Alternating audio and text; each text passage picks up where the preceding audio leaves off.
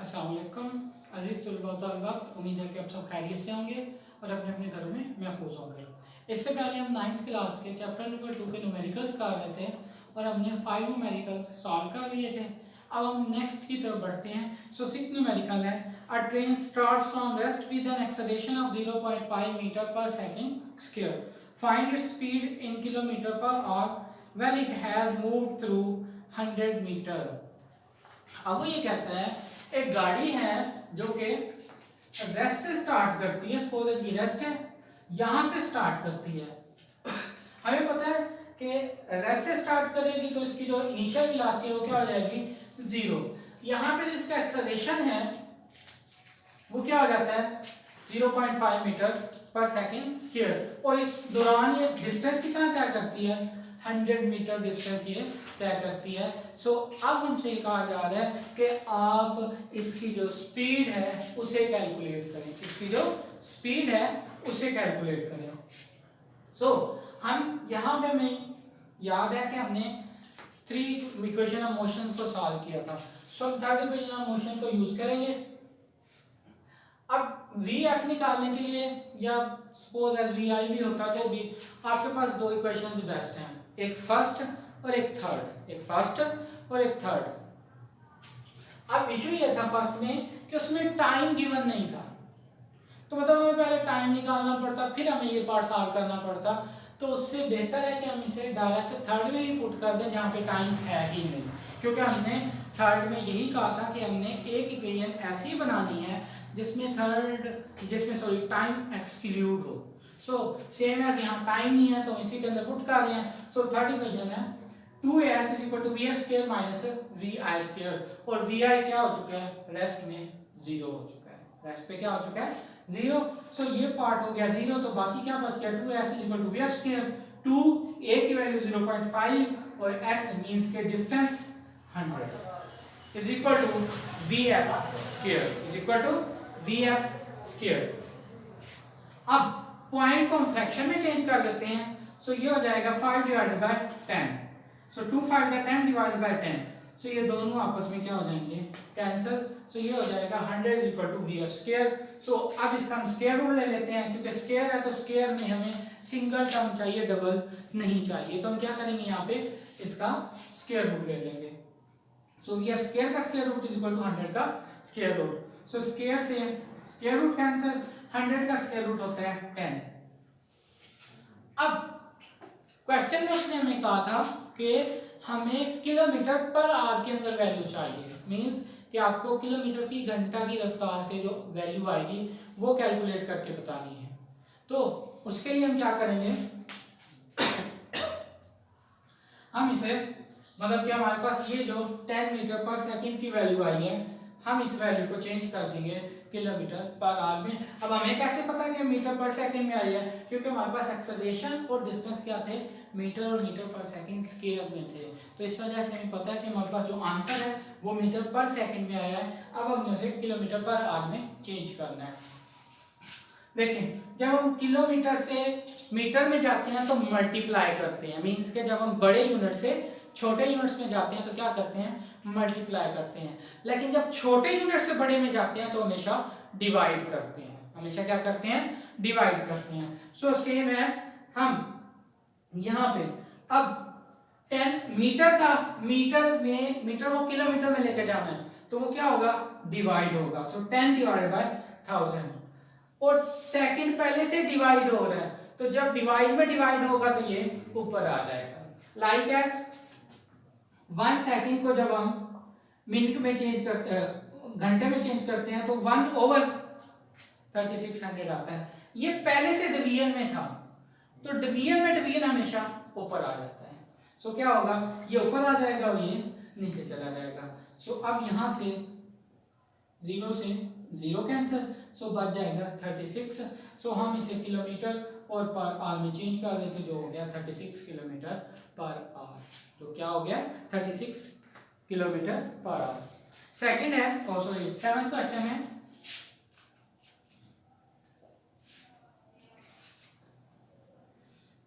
a train starting from rest train क्या करती है, रेस्ट से स्टार्ट करती है, accelerates uniformly and attains a velocity of 48 kilometre per our in 2 minutes. Uniformly accelerate करती है और यहाँ पे 2 मिनट के लिए अपनी जो स्पीड है ये किलोमीटर पर आवर में हासिल कर देती है, यानी इतनी वेलोसिटी के साथ ये मूव करना शुरू कर देती है। It travels at this speed for 5 minutes. फिर वो कहते हैं इसी स्पीड से ये 5 मिनट तक लगातार चलती है। Finally it moves with uniform retardation and is stopped after 3 minutes. और फिर इसी स्पीड से चलते हुए 3 मिनट तक चलती है और फिर एक पॉइंट है suppose as A, B, C और D। सो ये सपोज एज D पे आके क्या कर जाती है, रुक जाती है। D पे आके रुकती है तो वो कहते हैं इस डिफरेंट टाइम इंटरवल में डिफरेंट इंटरवल के अंदर यूनिफॉर्म वेलोसिटी के साथ ये जितना भी मूव कर गई है उस मूव करने वाला जो टाइम है उसको हमने कैलकुलेट करना है। अब देखिए टाइम की एक तो चेंजिंग आ रही है, फिर हर पॉइंट पे वेलोसिटी में भी चेंज आ रहा है। देखें रेस्ट से स्टार्ट हुई थी तो vi तो 0 हो गई, बट vf हम जो कैलकुलेट करेंगे वो तो 48 है। दूसरे पार्ट में देखें यहाँ 48 है, फिर 48 है, फिर यहाँ 48 है, लेकिन फाइनल पे जाके रुकेगी तो फिर 0 हो जाएगी। सो मतलब क्या है कि हमारे पास हर इंटरवल पे वेलोसिटी की चेंजिंग आ रही है, हालांकि यूनिफॉर्म जा रही है बट इंटरवल के हिसाब से चेंजिंग आ रही है।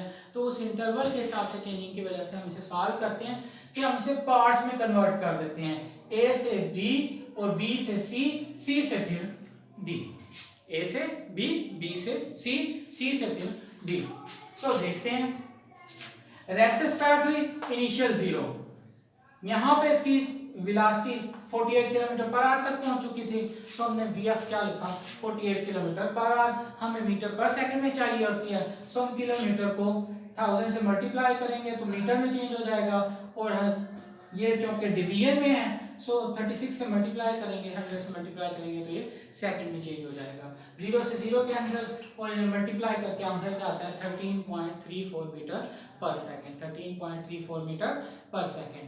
अब हमारे पास दो डिफरेंट वेलोसिटीज हैं, सो हम क्या करेंगे उनका एवरेज ले लेंगे। उनका एवरेज क्यों लेंगे, क्योंकि हमें पता है हमारे पास जो यहाँ पे डिस्टेंस है वो किससे कैलकुलेट हो सकता है, वो हमें पता है वो होता है v = d/t से।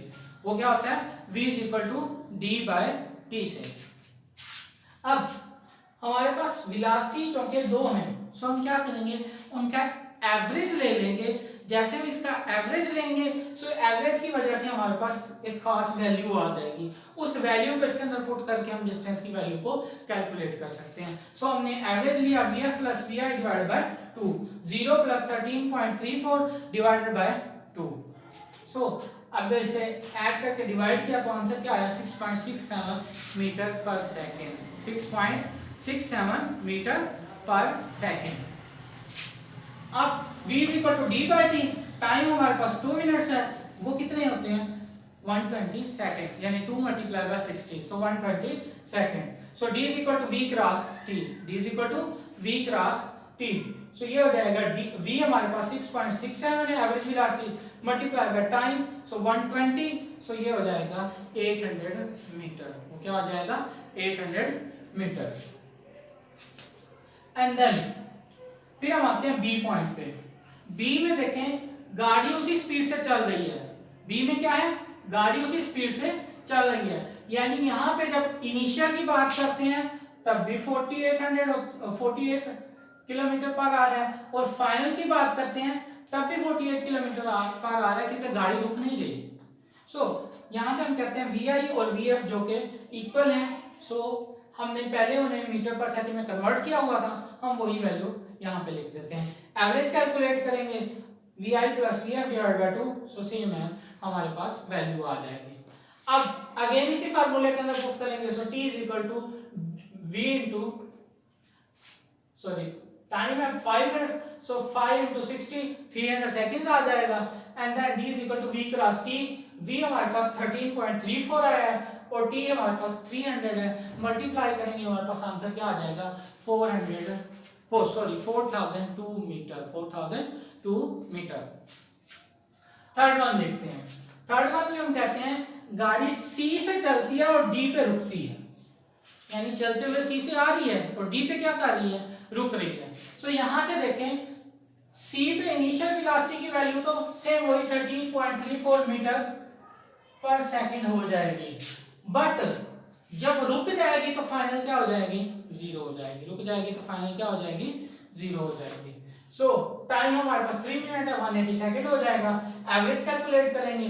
सो एवरेज हमारे पास, जैसे हमारे फर्स्ट पॉइंट की एवरेज थी 13.34 plus 0 divide by 2 6.67, so same as last point की भी वैसे ही होगी, क्योंकि एक इनमें से पॉइंट क्या हो गया, जीरो हो गया। अब time 180 second, so d is equal to v cross t। v हमारे पास 6.67 है और t हमारे पास 180 है। सो दोनों को मल्टीप्लाई करेंगे तो ये क्या आ जाएगा, 1200 सेकंड, 1200 सेकंड। अब देखें अगर इस पॉइंट को लें तो इस पॉइंट के डिस्टेंस को हम क्या कह सकते हैं, d1, s1 कह रहे हैं या d1 कह रहे हैं। सेम एज जब इस पॉइंट पे आते हैं तो इसके डिस्टेंस को हम क्या कह सकते हैं, d2। इसके डिस्टेंस को हम क्या कह सकते हैं, d2। जब हम थर्ड पॉइंट पे आते हैं तो इसके डिस्टेंस को हम क्या कहते हैं, d3। सो टोटल डिस्टेंस क्या हुआ, d1 plus d2 plus d3। सो ये हमारे पास हो जाएगा 6002 मीटर, 6002 मीटर। यानी सो हमारे पास टोटल डिस्टेंस क्या आ जाएगा, 6002 मीटर। सो हम ये कह सकते हैं कि गाड़ी 3 डिफरेंट इंटरवल से चलते हुए जब लास्ट पॉइंट पे आती है तो वो 6002 मीटर का डिस्टेंस डिस्टेंस कवर कर चुकी होती है। अब पहली बात कि हमने यहाँ भी इक्वेशन ऑफ मोशंस को क्यों नहीं यूज किया, उसकी रीजन ये थी कि देखिए इक्वेशन ऑफ मोशन के लिए आपके पास, अगर आप किसी भी इक्वेशन ऑफ मोशन को देख लें, AT, यानी आपके पास एक्सेलरेशन की वैल्यू का होना भी जरूरी है। सो डिस्टेंस हमारे पास पहले नहीं था और एक्सेलरेशन भी नहीं था। सो उसके लिए फिर दूसरी रीजन क्या थी, दूसरी रीजन ये थी कि हर पॉइंट पे यानी हर इंटरवल पे यानी हर टाइम इंटरवल के बाद वेलोसिटी की जो इनिशियल और फाइनल वेलोसिटी की जो वैल्यूज थी वो चेंज हो रही थी। जब दोनों वैल्यूज चेंज हो रही थी सो हमें यहाँ पे क्या लेना था, यहाँ पे हमें एक एवरेज वैल्यू को कंसीडर करना था। जब हम एवरेज वैल्यू को कंसीडर करते हैं तो फिर हमारे पास बेस्ट सोल्यूशन जस्ट यही बचता है कि v इक्वल टू d/t, इसी में पुट करके हम इसकी वैल्यू से मतलब कि इसकी वैल्यू से हम डिस्टेंस को कैलकुलेट कर सकते हैं। नेक्स्ट न्यूमेरिकल है, a cricket ball is hit vertically upwards and return to ground 6 second later. Calculate maximum height reached by the ball, initial velocity of the ball. अगर आप इस क्वेश्चन को क्वेश्चन नंबर 4 की तरह देखें, अगर आप इस क्वेश्चन को क्वेश्चन नंबर 4 की तरह सॉल्व करें तो सेम इक्वेशन के साथ ये सॉल्व हो जाएगा। उम्मीद है कि आपको होमवर्क है तो आप उम्मीद है कि आप इसे सॉल्व करेंगे एज आपका होमवर्क। नेक्स्ट क्वेश्चन की तरफ चलते हैं 2.9। नेक्स्ट क्वेश्चन की तरफ चलते हैं 2.9। When brakes are applied, the speed of train decreases from 96 km per hour to 48 km per hour in 800 meters. How much further will the train move before coming to the rest, assuming the retardation to be constant? अब वो ये कहता है कि गाड़ी चल रही है, इस पॉइंट पे ब्रेक्स अप्लाई होती हैं और यहाँ पे जो स्पीड होती है वो 96 किलोमीटर पर आवर है। इस पॉइंट तक आते आते ये हो जाती है 48 किलोमीटर पर आवर। अब वो कहता है यहाँ पे आके गाड़ी रुक जाती है, यहाँ पे आके क्या कर जाती है, गाड़ी रुक जाती है। सो अब वो कहता है कि यहाँ पे आके जब गाड़ी रुक रही है तो यहाँ से लेकर यहाँ तक जो डिस्टेंस तय हुआ है आपने उसे कैलकुलेट करना है, और यहाँ पे जो एक्सेलरेशन यूज हो रहा है वो क्या होगा, कांस्टेंट एक्सेलरेशन होगा। वो क्या होगा, कांस्टेंट एक्सेलरेशन होगा। Initial velocity 96 kilometre per hour, 96 kilometre per hour. So यहाँ से हम इसे कन्वर्ट करेंगे, सो ये क्या हो जाएगी 26.66 मीटर पर सेकेंड, जबकि फाइनल वेलोसिटी क्या है 48 किलोमीटर पर आवर। सो ये हमने प्रीवियस क्वेश्चन में भी सॉल्व की थी, तो ये क्या आती है 13.34 मीटर पर सेकंड। सो हम सेम एज इट इज जैसे है वैसे ही लिख देंगे। और यहाँ से लेकर यहाँ तक जब ब्रेक अप्लाई हुए थे तब तक ये तय कर चुकी थी गाड़ी 800 मीटर। सो डिस्टेंस कितना है 800 मीटर। अब हमने एक्सेलरेशन भी कैलकुलेट करना है और डिस्टेंस भी। एक्सेलरेशन गिवन नहीं है, लेकिन हमारे पास डिस्टेंस की दो ही इक्वेशन है। First second one s = vit + ½ at square। t हमारे पास नहीं है, सो a भी नहीं है t भी नहीं है, ये ज्यादा कॉम्प्लिकेट हो जाएगा। सो थर्ड ही बचती है, वो है 2s = vf² - vi²। अब s तो हम जब ब्रेक अप्लाई हो रहे थे उस वक्त का s लेकर हम इसका एक्सेलरेशन कैलकुलेट कर लेते हैं, फिर उस कांस्टेंट एक्सेलरेशन को करते लेते हुए मतलब कि यूज करते हुए यहां से यहां तक का जो डिस्टेंस होगा उसे कैलकुलेट कर लेंगे। सो 2s = vf² - vi²। 2a calculate करना है, s की वैल्यू 800 है और vf² और vi²। सो इनके स्क्वायर लिए, इनका भी स्क्वायर लिया, सो इन्हें माइनस किया तो ये आ गया -531.64 divided by 800 multiply by 2 1600। So 1600 a हमें चाहिए तो ये उस तरफ जाकर डिवाइड हो जाएगा। सो हमारा आंसर क्या आता है -0.34 metre per second square, -0.34 metre per second. देखें ब्रेक लगी थी जिनकी वजह से स्पीड कम हुई है, सो इट मींस कि रिटार्डेशन प्रोड्यूस होती है, और रिटार्डेशन प्रोड्यूस हुई है, सो आंसर हमेशा नेगेटिव में आएगा, जो कि बिल्कुल सही आ रहा है। अब देखें यहाँ पे आके गाड़ी ऐसा होते होते इस पॉइंट पे आके रुक जाएगी। इसका मतलब क्या है कि अब ये हमारी इनिशियल स्पीड है और ये हमारी फाइनल स्पीड है। सो यहाँ पे अब फाइनल क्या हो चुकी है 0, इनिशियल क्या हो चुकी है 48 metre per hour, kilometre per hour. So उसकी रेशो से हम इसे सॉल्व करेंगे। सो थर्ड इक्वेशन में अगेन पुट करते हैं 2as = vf² - vi²। 2as = vf² - vi²। 2a की वैल्यू भी कैलकुलेट की है -0.34 इनटू s, vf 0 हो चुकी है 0 - 13.34 का स्क्वायर। सो ये क्या होगा 13.34 का स्क्वायर हमने यहां से देख के यहीं पे लिख देंगे। सो ये आ गया और ये इसके साथ मल्टीप्लाई होके, क्योंकि s कैलकुलेट करना है x है तो इस तरफ आकर डिवाइड हो जाएगा। जैसे इसे डिवाइड करेंगे क्या आंसर आ जाएगा 267 मीटर। मींस के गाड़ी बुक पे 266.66 है, सो अप्रॉक्सीमेटली 267 ही काउंट कर लेते हैं। सो गाड़ी 267 यानी जब ब्रेक लगे और स्पीड कम हो गई तो कम होने के बाद रुकने तक गाड़ी 266 मीटर का डिस्टेंस या 267 का मीटर का डिस्टेंस गाड़ी तय कर चुकी थी। फिर 10th पार्ट में वो ये कहते हैं, 10th क्वेश्चन है, कहते हैं ऊपर वाला ये सारा प्रोसेस यूज कर लें। ये सारा प्रोसेस यूज करने के बाद बताएं कि गाड़ी को जब ब्रेक लगे थे, यानी जहां से गाड़ी को ब्रेक लगना स्टार्ट हुई है, सपोज यहां से स्टार्ट हुई थी तो एंड तक जाते जाते जहां पे जाके रुकती है तो ये कितना टाइम लग रहा है, ये कितना टाइम लग रहा है। देखें गाड़ी पे ब्रेक कब लगी थी 96 किलोमीटर पर आवर पे और रुकी कहां पे है 0 पे। तो इनिशियल क्या हो गई ये वाली और फाइनल क्या हो गई 0। So final 0 vi plus a t। तो vi इस तरफ आ जाएगा तो minus vi = a t, minus vi = a t minus vi जब किलोमीटर को पर आवर में चेंज किया था ये। So minus 26.66 divided by a की value minus 0.34। So minus 0.34 minus से माइनस कैंसिल हो जाएगा तो माइनस 0.34 और ये इन दोनों को आपस में डिवाइड करें तो आ जाएगा 78 सेकंड। अब समटाइम बुक के और इनके क्वेश्चन में थोड़ा सा डिफरेंस आ रहा होता है, वो इसलिए आ रहा होता है कि बुक में जो क्वेश्चंस के आंसर होते हैं वो सेम एज पुराने जो रेफरेंस होते हैं लाइक अब जैसे यहाँ पे वैल्यू क्या आती है 13.3333333। बुक वाला इसी पूरी वैल्यू को यूज करता है। हम क्या करते हैं, हम इसे चेंज कर देते हैं रूल से कि अगर कंटिन्यूअसली रिपीट हो रहा हो तो एक इजाफा करके 13.34 कर देते हैं। अगर आप इन्हीं जो आंसर आते हैं इन्हीं आंसर्स को लिखते रहें और इन्हीं को यूज करते हुए सॉल्व करते चले जाएं तो आपके आंसर एग्जैक्ट बुक की तरह मैच करेंगे। मतलब वहाँ पे 80 सेकंड है तो यहाँ पे भी फिर 80 सेकंड ही आंसर आएगा, क्योंकि हमने वैल्यूज को थोड़ा बहुत मतलब कि 3 कंटिन्यूस नहीं लिखा था, हमने 3 4 कर दिया था। उस 3 4 की वजह से ये वैल्यू क्या आती है 78। अगर आप इसे 3 3 3 में काउंट करें तो यहाँ पे भी आंसर क्या आएगा, t = 80 सेकेंड्स।